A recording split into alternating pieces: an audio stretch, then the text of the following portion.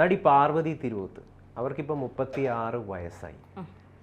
മലയാള cinema രംഗത്ത് ഒരുപാട് കാമ്പുള്ള കഥാപാത്രങ്ങൾ, നല്ല സിനിമകളൊക്കെ അഭിനയിച്ച് ജനങ്ങളുടെയൊക്കെ ശ്രദ്ധ പിടിച്ചു പറ്റിയൊരു നടിയാണ്. 36 വയസ്സായിട്ടും അവർ ഇന്നും കല്യാണം കഴിച്ചിട്ടില്ല. പക്ഷെ അവർക്കൊരു കുഞ്ഞുണ്ട്.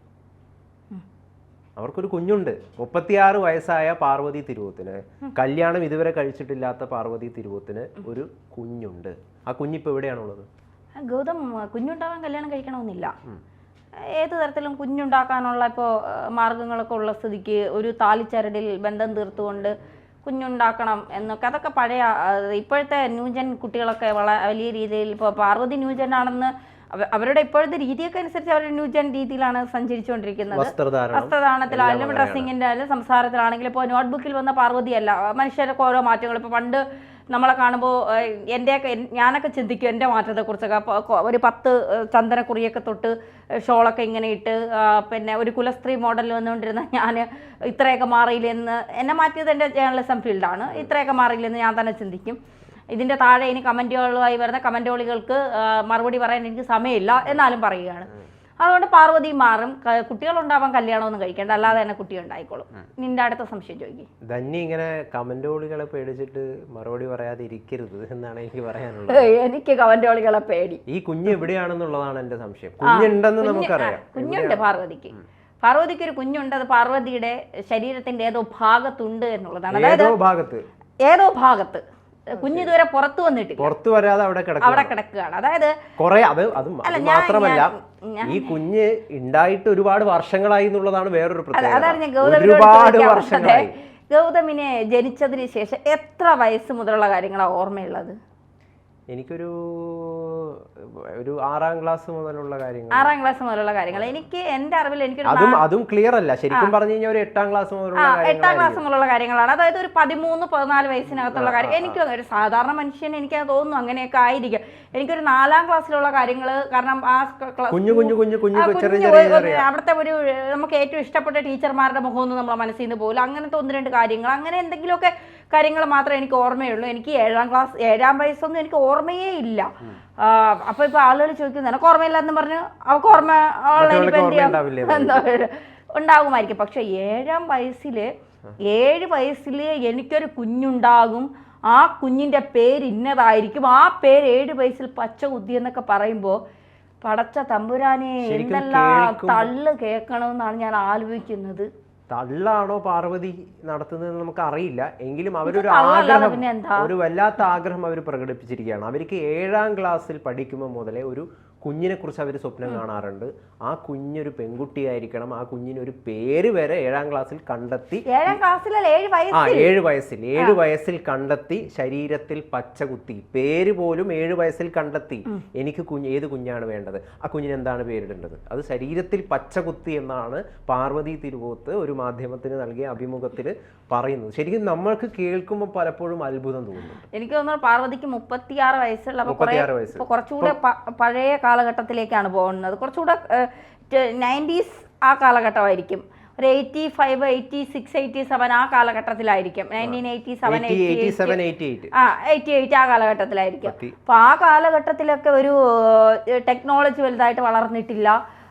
നമുക്ക് എനിക്ക് തോന്നുന്നു ഒരു 8ാം ക്ലാസ്സൊക്കെ ആകുമ്പോഴാണ് പിള്ളേർ കുറച്ചുകൂടി ഈ പിന്നെ ബയോളജിക്കലായിട്ടുള്ള കാര്യങ്ങൾ പഠിക്കുന്നത് എന്ന് തോന്നുന്നു. അതിന് മുന്നേ പഠിക്കും. 7th April 1988 പാർവതി ജനിച്ചത്. അപ്പൊ 88 എന്നൊക്കെ പറയുമ്പോൾ എനിക്ക് തോന്നുന്നില്ല ആ കാലഘട്ടത്തിൽ അത്രയും കാര്യമായി ചിന്തിക്കാനുള്ള ഈ പാർവതിയൊക്കെ ഈ നോട്ട് ബുക്ക് സിനിമയിലൊക്കെ വരുമ്പോൾ പാർവതിക്കൊക്കെ എന്ത് ഇപ്പൊ കാണിക്കുന്ന ഈ ജാടയും, ഈ പാർവതി മേനോൻ എന്തായിരുന്നു പേര്, അത് പാർവതിക്ക് ജാടയുണ്ടെന്ന് പറയാൻ കാരണം പാർവതിനെ പറയുന്നുണ്ട് എന്റെ തലമുടി നിറച്ച് ജാടയാണെന്ന്. ഞാൻ ആ അർത്ഥത്തിലല്ല പറയുന്നത്.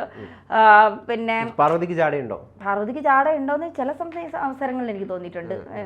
ജാടയെന്നല്ല, എന്തോ ആണെന്ന് കാണിക്കാനുള്ള ഒരു ഞാൻ എന്തോ സംഭവമാണ് എന്ന് മറ്റുള്ളവരെ ബോധ്യപ്പെടുത്താൻ അവർ ഭയങ്കരമായിട്ട് കിടന്ന് ശ്രമിക്കുന്നത്. അവർ നല്ല അഭിനേത്രിയാണ്.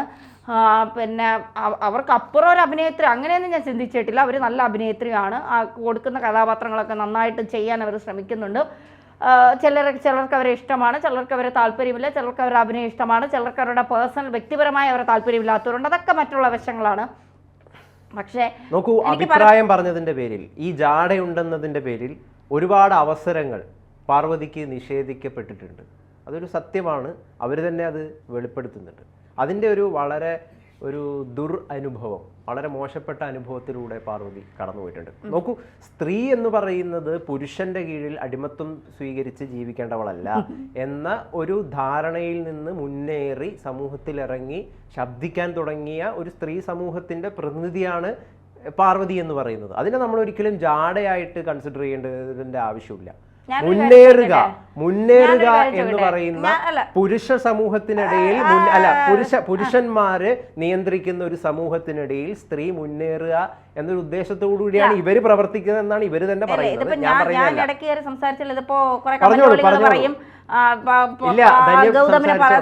സമ്മതിക്കുന്നില്ല. ഞാനൊരു കാര്യം ചോദിക്കട്ടെ ഗൗതം, സിനിമാ മേഖലയിൽ ഇവർ പ്രവർത്തിക്കുന്നത് സിനിമാ മേഖലയിലാണ്. സിനിമാ മേഖലയിൽ ആണാധിപത്യം അത് ഇല്ലാതാക്കണം, പിന്നെ അഡ്ജസ്റ്റ്മെന്റുകൾക്ക് ക്ഷണിക്കുന്നു, പുരുഷന്മാരുടെ അത്ര വേതന സ്ത്രീകൾക്ക് കൊടുക്കുന്നില്ല, ഒക്കെ ശരിയാണ്. എല്ലായിടത്തും സമത്വം വേണം. ശബരിമല കയറുമ്പോൾ മാത്രമല്ല, എല്ലായിടത്തും സമത്വം വേണമെന്ന് ആഗ്രഹിക്കുന്ന ഒരാളാണ് ഞാൻ. സ്ത്രീക്ക് സമത്വം ആരെങ്കിലും ഉണ്ടാക്കി കൊടുക്കണ്ട, സ്ത്രീ സ്വയം ഉണ്ടാക്കിയെടുക്കേണ്ട ഒരു സാധനമാണ് സമത്വം എന്ന് പറയുന്നത്. നമ്മൾ ഇപ്പൊ പഴയ കാലഘട്ടങ്ങളിൽ രാവിലെ ഇരുന്ന് ഭർത്താവ് ഒരു ചാരി കസേരയിലോ അല്ലെങ്കിൽ ഒരു കസേരയിലോ ഇരുന്നിട്ട് നിങ്ങളൊരു ആക്ഷൻ പുറത്തെടുക്കും. പിണറായി പറയുന്ന പോലെ ഒരു ആക്ഷൻ പുറത്തെടുത്ത് കഴിഞ്ഞാൽ അവിടെ ഒരു ഇതുണ്ടാവുള്ളൂ, റിസൾട്ട് ഉണ്ടാവുള്ളൂ. അല്ലാതെ വെറുതെ ഇരുന്ന് കഴിഞ്ഞ് കഴിഞ്ഞാൽ ഉണ്ടാവില്ല. അല്ല, ഞാൻ പറഞ്ഞു തീരട്ടെ. പുറത്തിരുന്ന് പറയുകയാണ്, എടി ഒരു ചായ എടുത്തോണ്ട് വാ എന്ന് പറയുമ്പോ സ്ത്രീ ചായയുമായി വരുന്നു. ചേട്ടാ ചായ എന്ന് പറഞ്ഞൊരു 10 മീറ്റർ ദൂരെ നിന്ന് ചായ കൊടുക്കുന്നു. കാരണം അയാളുടെ അടുത്ത് പോകാൻ പോലും ഭയമാണ്. പണ്ട് ഞാനൊക്കെ പക്ക ഒരു കാസ്റ്റ് ഓർത്തഡോക്സ് കുടുംബത്തിൽ വളർന്ന, ആ കാസ്റ്റ് ഞാൻ പറയുന്നില്ല, വളർന്ന ഒരാളാണ്. എൻ്റെ അമ്മുമ്മയ്ക്ക് 12 മക്കളാണ്. അപ്പോൾ നാട്ടുകാർ ചോദിക്കും അപ്പൂപ്പൻ ഇതാണോ പണി എന്നുള്ളത്. അതെനിക്കറിയില്ല. എൻ്റെ അമ്മയ്ക്ക് 12 സഹോദരങ്ങളാണ്. എൻ്റെ അമ്മുമ്മ എനിക്ക് തോന്നുന്നു മരിക്കുന്നത് വരെ ഒരു മരുമക്കളുടെയും മുന്നിലേക്ക് അവർ വന്ന് നിന്നിട്ടില്ല. എന്നുവെച്ചാൽ കഥകിനകത്ത് നിന്നേ മരുമക്കളോട് സംസാരിക്കൂ. അപ്പോഴൊക്കെ നമുക്ക് അതിശയമാണ്. നമ്മളൊക്കെ കണ്ട് ഇതെന്താ ഇങ്ങനെ പുറത്തു വരാത്തത്. പിന്നെ ഭർത്താവ് മരിച്ചതിന് ശേഷം വെള്ളയും മാത്രം ധരിച്ചേ കണ്ടിട്ടുള്ളൂ. ഒരു പൊട്ടു തൊടുന്നതോ ഒരു ഇതൊന്നും അപ്പോൾ നമ്മളെയൊക്കെ വിചാരം ഇതാണ് ജീവിതം എന്ന് പറയും.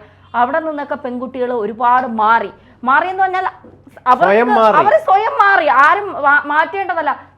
ചായ എടുക്ക്, എന്താ നിന്റെ കയ്യിൽ കുരുവാണോ, നീ പോയി ആദ്യം എടു എന്നിട്ട് ഞാൻ എടുക്കാം എന്ന് പറയുന്ന ലെവലിലേക്ക് സ്ത്രീ വന്നു എന്ന്. അതായത് ഞാൻ ചായ വയ്ക്കുമ്പോ നീ തേയിലയും പാലും എടുത്തോണ്ട് വരണം, അല്ലെങ്കിൽ നീ ചായപ്പൊടിയെങ്കിലും നീ ഇടണം എന്ന് പറയാം. രാവിലെ 5 മണിക്ക് ഞാൻ എണീക്കുമ്പോ എന്റെ കൂടെ നീ 5 മണിക്ക് എണീക്കണം. കാരണം നമ്മൾ രണ്ടുപേരും ചേർന്ന് ഉണ്ടാക്കിയതാണ് നമ്മുടെ മക്കളെ, അല്ല ഞാൻ ഒറ്റയ്ക്ക് ചേർന്ന് ഉണ്ടാക്കിയതല്ല ഈ കൊച്ചിനെ എന്ന് പെണ്ണ് പറഞ്ഞു തുടങ്ങിയിടത്തു നിന്നാണ് അവർക്ക് സ്വാതന്ത്ര്യം കിട്ടിയത്.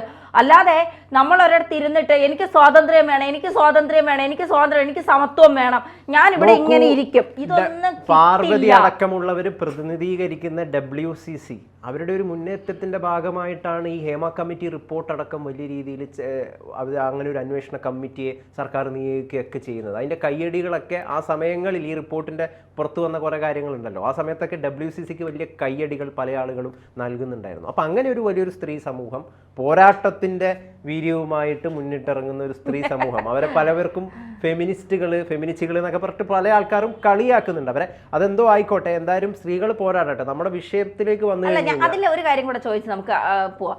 എന്നിട്ട് എത്ര സ്ത്രീ സംവിധായകർക്ക് ഇവർ അവസരം നൽകി?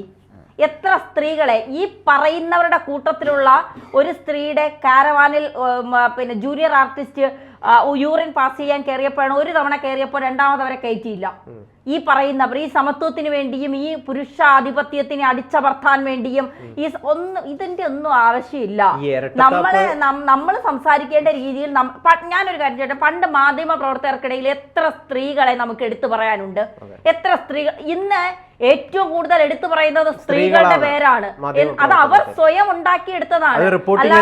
ഫീൽഡ് വർക്കിലായാലും ഡെസ്കിലായാലും ഓണയറിലായാലും എല്ലാം. എന്തുകൊണ്ട്? അത് അവർ ഓരോരുത്തരും ഉണ്ടാക്കിയെടുത്തതാണ്. പണ്ട് ആണുങ്ങളുടെ ആധിപത്യമായിരുന്നു മാധ്യമം എന്ന് പറയുന്നത്. അവിടെ സ്ത്രീകളെ പിന്നെ കൂച്ചിവിലങ്ങിട്ട് ഇപ്പൊ ഏത് ക്യാമറ ചെയ്യുന്നതടക്കം സ്ത്രീകളാണ്. അപ്പോൾ നമ്മൾ ഇരട്ടത്താപ്പ് എന്ന് പറയുന്ന ഒരു സാധനം കയ്യിൽ വെച്ചോണ്ടിരുന്ന ഒരിടവും എത്തത്തില്ല എന്നുള്ളതാണ് യാഥാർത്ഥ്യം. സ്ത്രീകൾ മുന്നേറുന്നു എന്നുള്ളതിന് ഏറ്റവും വലിയ ഉദാഹരണമാണല്ലോ 2024 കാൻ ഫിലിം ഫെസ്റ്റിവലിൽ ഇന്ത്യയിൽ നിന്ന് 2 സ്ത്രീകൾക്കാണ് ഏറ്റവും പ്രധാനപ്പെട്ട അവാർഡുകൾ കിട്ടിയത്.